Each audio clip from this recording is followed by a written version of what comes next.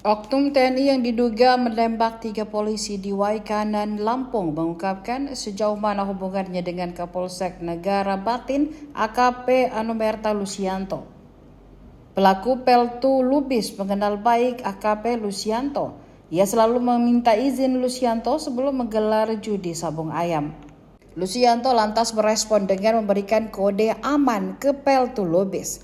Asisten Intelijen Kasdam 2 Sriwijaya Kolonel Infanteri Yogi Mohamanto menduga ada kata aman itu terkait dengan setoran uang.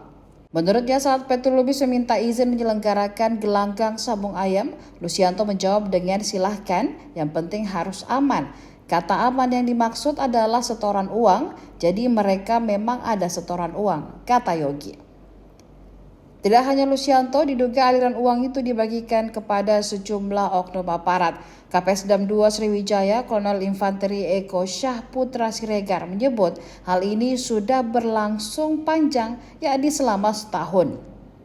Peltu Lubis dan Kopka Basarsyah saat ini tengah diperiksa oleh Detasmen Polisi Militer atau Denpom. Tim penyidik masih mendalami lebih jauh untuk mengungkapkan siapa saja yang terlibat dalam kasus tersebut.